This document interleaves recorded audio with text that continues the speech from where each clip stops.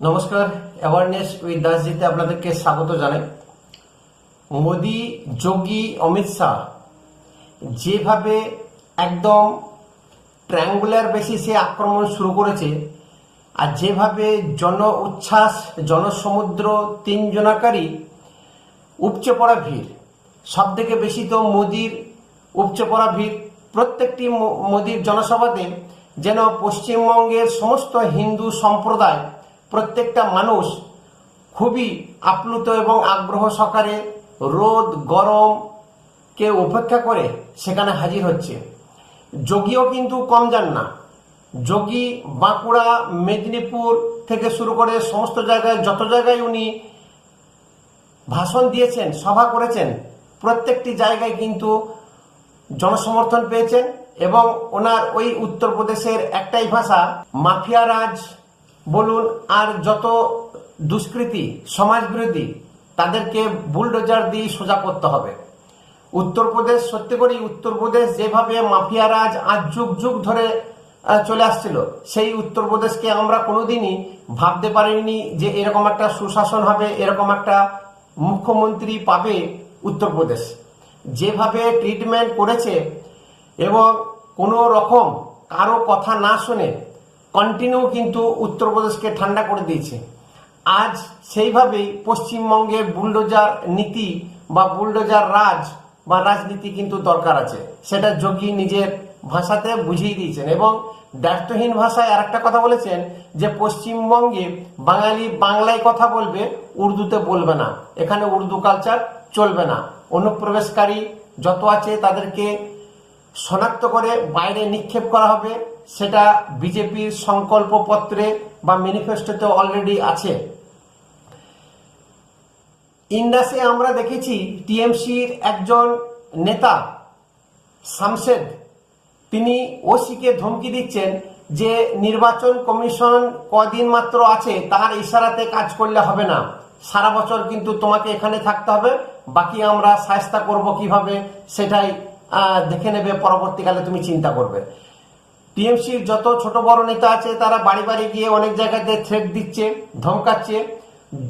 অমিত শাহ পরিষ্কার ভাষায় বলে দিয়েছে 23শে এপ্রিল যত টিএমসির গুন্ডা আছে তারা ঘরের মধ্যে যেন বন্দি থাকে, নালে জেলের মধ্যে বন্দি করে রাখা হবে, উত্তরপ্রদেশ ট্রান্সফার করা হবে। এই যে এনআইএ মুহুর্মুহু তদন্ত চালাচ্ছে, সুপ্রিম কোর্ট প্রত্যেক দিন এনআইএর কাছে রিপোর্ট চাইছে, এবং সেই এনআইএর যেভাবে ইনভেস্টিগেশন চালিয়েছে বা চালাচ্ছে এখনো পর্যন্ত, তার মধ্যে 3টে মাথাকে ধরেছে। এই 3টে মাথাকে ভর করে রাঘব বোয়াল যারা আছে তাদের দিকে ধীরে ধীরে কিন্তু এগুচ্ছে, এবং সুপ্রিম কোর্ট প্রত্যেক দিন প্রতি মুহূর্ত এনআইএর কাছে রিপোর্ট নিচ্ছেন। এবং যে 3জনকে সুপ্রিম কোর্টে পেশ করেছেন, যে রিপোর্ট দিয়েছেন, এবং সুপ্রিম কোর্ট জানতে চেয়েছে এরা কোন পার্টির লোক, কোন পার্টি থেকে উস্কানিমূলক কাজ করেছে। আমার মনে হয় সুপ্রিম কোর্ট সেই রাজনৈতিক দলকেও কিন্তু ছাড়বে না, যে রাজনৈতিক দলের আশ্রয়দাতা হিসাবে এরা ছিল এবং এরা সেইভাবে কাজ করেছে। তার কারণ যারা সন্ত্রাসী হয় তাদের কোনো নির্দিষ্ট রাজনৈতিক দল থাকে না, যখন যেখানে পায়, যেভাবে পায় সুবিধা মতো তারা সেই রাজনৈতিক দলগুলোকে ব্যবহার করে। আবার রাজনৈতিক দলগুলো এই সব গুন্ডা, মাওয়ালি, সন্ত্রাসীদেরকে ব্যবহার করে নিজের ভোট ব্যাংক বা নিজের শাসন ব্যবস্থাকে করায়ত্ত করে। এই যে দুজনের মধ্যে তালমেল থাকে, সুপ্রিম কোর্ট সেই তালমেলকে ভাঙতে চলেছে এবং জানতে চেয়েছে যে কোন রাজনৈতিক দলের সঙ্গে এরা যুক্ত ছিল, যে 3জনকে আপাতত এনআইএ ধরেছে। এইভাবে ধীরে ধীরে কিন্তু এনআইএ জাল গোটাচ্ছে মোথাবাড়ি এবং মুর্শিদাবাদ, মালদাতে বিশেষ করে যেভাবে উঠে পড়ে লেগেছে, এবং আধা মিলিটারি ফোর্স নেমে গেছে। শুধু যে সিআরপিএফ তা কিন্তু নয়।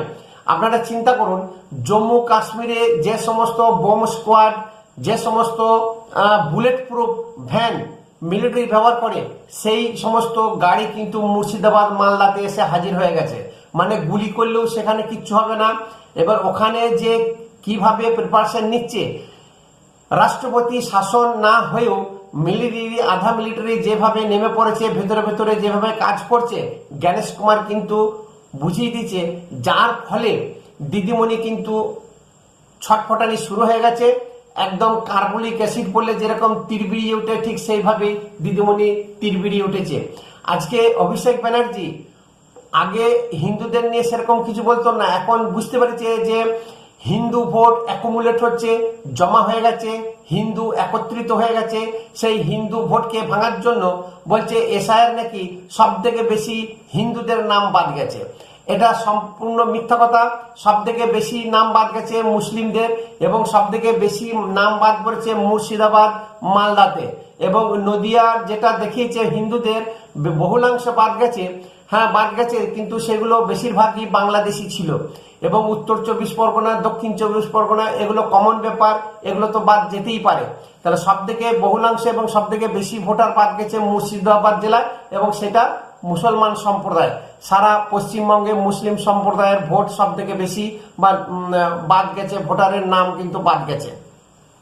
এই যে একটা মানুষের মধ্যে বিভ্রান্তি তৈরি করা, মানুষের মধ্যে একটা ভয় ভীতি সঞ্চার করা, পিসি ভাইপো মিলে কন্টিনিউ করে যাচ্ছে।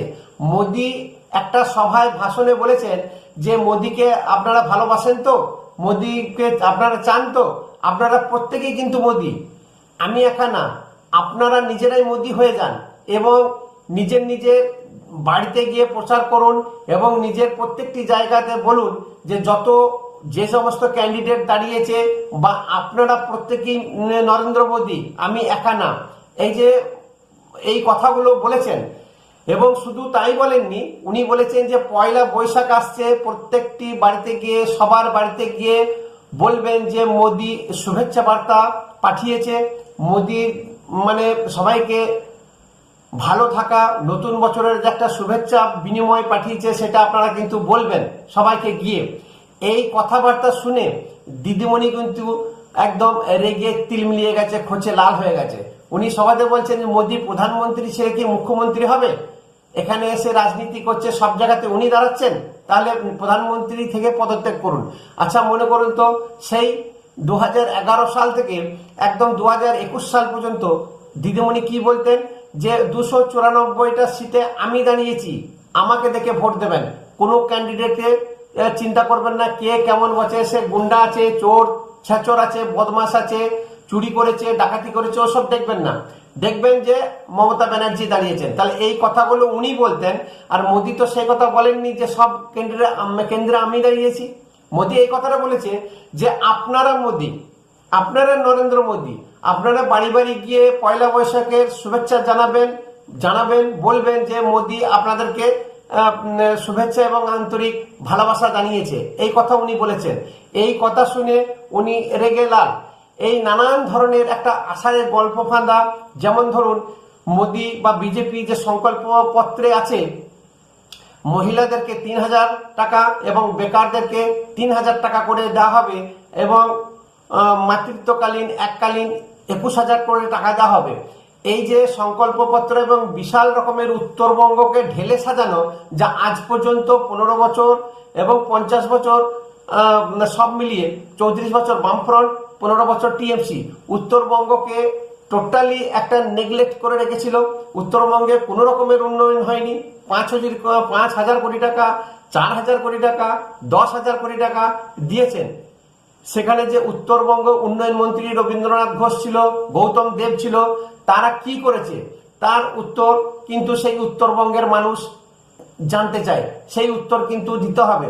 আজকে সেই উত্তরবঙ্গকে ঢেলে সাজাচ্ছে, যেখানে একটা বড় এইমস হসপিটাল হবে, আইআইটি হবে, আইআইএম হবে, ফ্যাশন ডিজাইনিং এর মতন একটা ইনস্টিটিউট হবে, এবং আরো নানান ধরনের প্রকল্প উত্তরবঙ্গের জন্য ঢালাও চালু করেছে।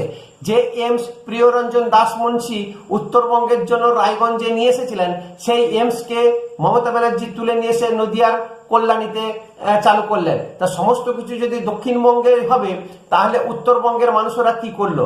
এই যে দ্বিচারিতা আজকে নতুন নয়, এই জিনিসগুলোকে কিন্তু বিজেপি বা নরেন্দ্র মোদী ভাঙতে চাইছে।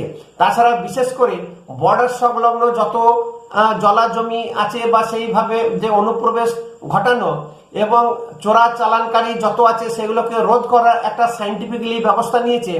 সেইগুলো এই নানান জিনিস দেখে এখন দিদিমণি যে কি বলবে সেই তিলবিলিয়ে যাচ্ছে। উনি আষাঢ়ে গল্প ফানছেন। উনি বলছেন যে বিজেপি যে বিহারে এসেছে মহিলাদেরকে 10,000 টাকা করে যে দিয়েছিল, সেই 10,000 টাকা বাড়ি বাড়ি গিয়ে বলছে ফেরত দিতে হবে, সবাইকে কিন্তু ধমকি দিয়ে ফেরত নিচ্ছে। টোটালি মিথ্যা কথা। আমরা একদম বিহার বর্ডারেই থাকি, কাছাকাছি ঝাড়খণ্ড বর্ডারে। প্রতিনিয়ত বিহারি এখানে আসছে, সবসময় কথাবার্তা হচ্ছে। আমরা সঙ্গে সঙ্গে দেন অ্যান্ড দেন ফোন লাগিয়ে জানতে পারলাম যে এরকম কোনো জিনিস হয়নি। কোনো বিজেপি নেতা বাড়ি বাড়ি গিয়ে আসেনি যে 10,000 টাকা বা যে প্রকল্পের মহিলারা পাচ্ছে টাকা তা ফেরত দিতে হবে। এই যে আনাই ধানাই একটা বলা, তারপরে একটা এআই ভিডিও চালু করেছে যে মোদি নাকি বলছে পশ্চিমবঙ্গের যত শহর আছে প্রত্যেকেরই কিন্তু নাম পাল্টে দেবে। এই যে একটা ফালতু আষাঢ়ে গল্প তৈরি করা, যে পিসি এবং ভাইপো দুজন মিলে কন্টিনিউ করে যাচ্ছে, বিভ্রান্তিতে ফেলতে চাইছে। বিশেষ করে হিন্দু ভোটকে একটা ডাইভার্ট বা বিভাজনের একটা ফর্মুলা তৈরি করেছে।